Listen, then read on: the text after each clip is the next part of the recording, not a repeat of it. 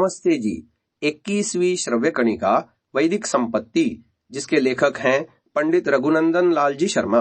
पुस्तक का संपादन परिवर्धन स्वामी जगदीश्वरानंद जी ने किया है। पुस्तक प्रकाशित है आध्यात्मिक शोध संस्थान नई दिल्ली द्वारा। हम प्रथम खंड में वेदों में ऐतिहासिक वर्णन विषय को आपको स्वाध्याय करा रहे हैं। हमने गत श्रव्य कणिकाओं में ये समझने का प्रयास किया कि आर्यों के इतिहास और उनमें आई हुई वंशावलियां, राजाओं के नाम मात्र नामावलियां हैं, वंशावली नहीं, और इसके आधार पर वेदों के काल का निर्धारण नहीं किया जा सकता। आगे लिखा है, वेदों में जो ऐतिहासिक सामग्री दिखती है उसका कारण भी पुराण ही है। जिस प्रकार नामावलियों को वंशावलियां बनाकर पुराणों ने आर्यों के इतिहास की दीर्घकालीनता में संदेह उत्पन्न करा दिया है, उसी प्रकार वेदों के चमत्कार पूर्ण आलंकारिक वर्णनों को ऐतिहासिक पुरुषों के साथ मिलाकर वेदों में इतिहास का भी भ्रम उत्पन्न करा दिया है। पुराणकारों ने प्रयत्न तो यह किया था कि वेदों के चमत्कार पूर्ण गूढ़ वर्णनों को ऐतिहासिक घटनाओं के साथ मिलाकर उनका रहस्य ऐसी जनता तक भी पहुंचा दिया जाए जो वेदों की सूक्ष्म बातें नहीं समझ सकती। श्रीमद् भागवत 1:4-29 में लिखा भी है कि भारत व्यपदेशेन ह्याम्नायार्थश्च दर्शितः, अर्थात पुराणों में भी भारत के इतिहास के मिश से वेदों का रहस्य ही खोला गया है। यही कारण है कि महाभारत में भी स्पष्ट कर दिया गया है कि इतिहास पुराणाभ्याम वेदम समुपबृंहयेत, अर्थात इतिहास पुराणों से वेदों के मर्म का उद्घाटन करें। परंतु इस चातुर्य का फल यह हुआ कि लोग वेदों से ही पौराणिक इतिहास निकाल रहे हैं। वे कहते हैं कि वेदों में पुरुरवा, आयु, नहुष, ययाति, वशिष्ठ, जमदग्नि, गंगा, यमुना, अयोध्या, व्रज और अर्व आदि नाम हैं। इतना ही नहीं, प्रत्युत वेदों में राजाओं के युद्धों का भी वर्णन है। इससे सिद्ध होता है कि वेदों की यह ऐतिहासिक सामग्री वही है जिसका विस्तार पुराणों में किया गया है। किंतु इस आरोप में कुछ भी दम नहीं है। इससे वेदों में इतिहास सिद्ध नहीं होता। इसका कारण यह है कि वेदों, ब्राह्मणों और पुराणों के सूक्ष्म अवलोकन से ज्ञात होता है कि संस्कृत के समस्त साहित्य में इतिहास से संबंध रखने वाले असंभव, संभवासंभव और संभव 3 प्रकार के वर्णन पाए जाते हैं, जो 3 भागों में बटे हैं। इसमें जितना भी भाग असंभव वर्णन से संबद्ध है वह वेद का है और किसी न किसी चमत्कारिक अथवा जातिवाचक पदार्थ से संबंध रखता है। किसी मनुष्य, नगर, नदी और देश आदि व्यक्तिवाचक पदार्थ से नहीं, परंतु जितना भाग संभवासंभव और संभव वर्णन से संबंध रखता है वह पुराणों और ब्राह्मण ग्रंथों में ही आता है, वेदों में नहीं। इसका कारण यह है कि कल्पना करो कि वेद ने किसी पदार्थ के लिए कोई चमत्कार वर्णन किया और इधर ब्राह्मण काल में उसी नाम का कोई मनुष्य हुआ जिसका चरित्र साधारण मानुषी था। अब कुछ काल बीतने पर किसी कवि ने पुराण काल में एक कल्पना की और उस कल्पना में दोनों प्रकार के वर्णन मिला दिए, जो आगे चलकर यह सिद्ध करने की सामग्री बन गए कि दोनों एक ही हैं। ऐसी दशा में यह निर्णय करना कठिन हो जाता है कि कितना भाग ऐतिहासिक और कितना आलंकारिक। संस्कृत साहित्य में इस विषय के अनेकों प्रमाण विद्यमान हैं। विश्वामित्र और मेनका वेद के चमत्कारिक पदार्थ हैं। इधर दुष्यंत और शकुंतला मनुष्य हैं, परंतु दोनों को एक में मिलाने से भरत को इंद्र के यहाँ जाना पड़ा।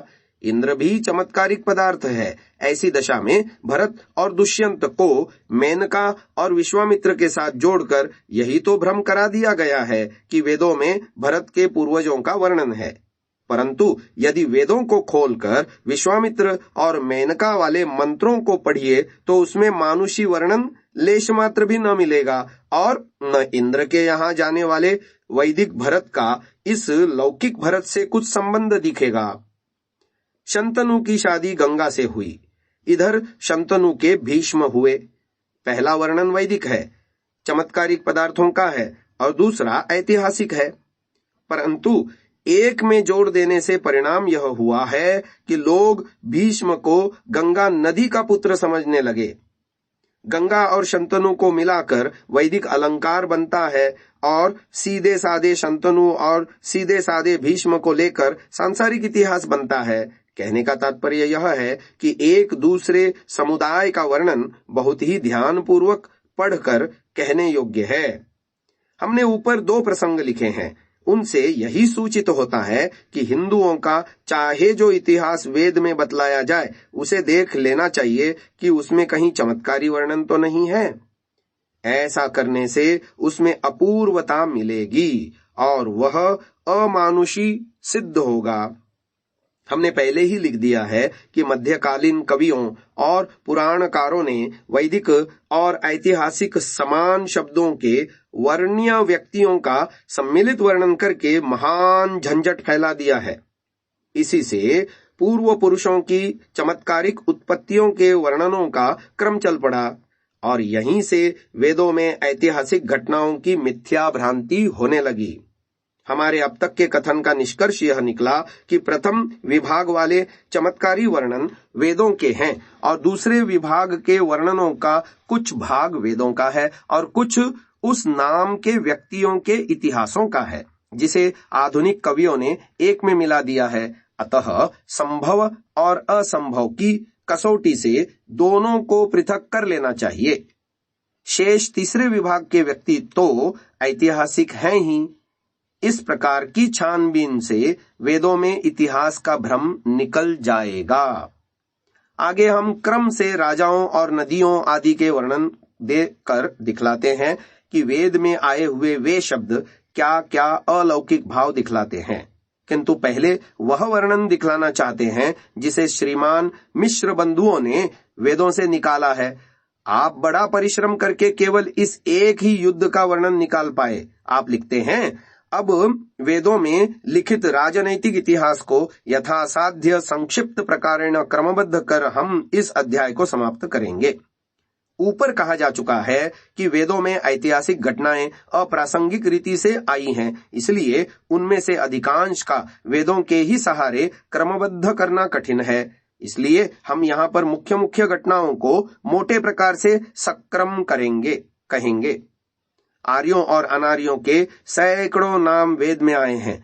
अनार्यों में वृत्र, दनु, पिप्र, सुष्ण, शंबर, बंग्रिद, बलि, नमुचि, मृगय, अर्बुद प्रधान समझ पड़ते हैं।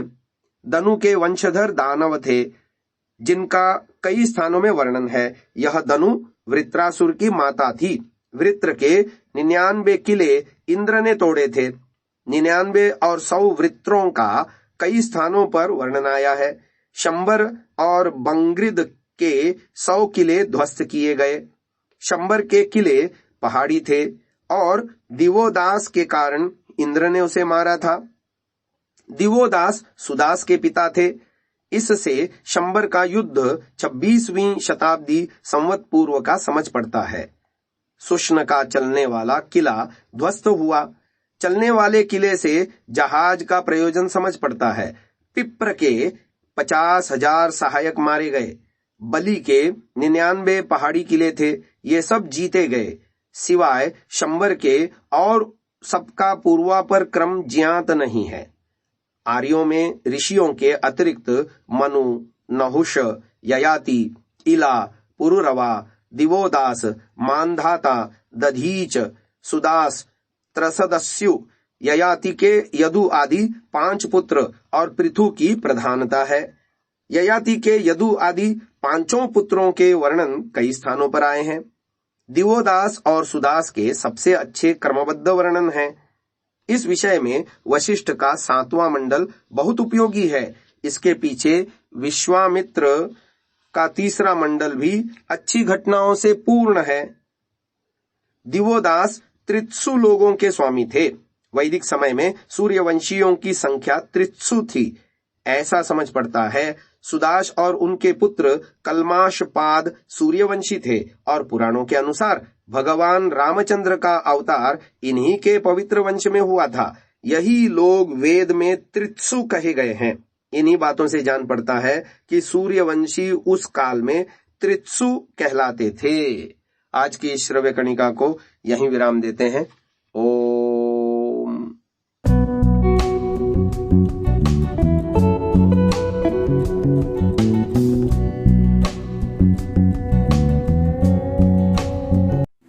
Download Sansa app, Rvirdal app, visit sansa.org, rvirdal.in।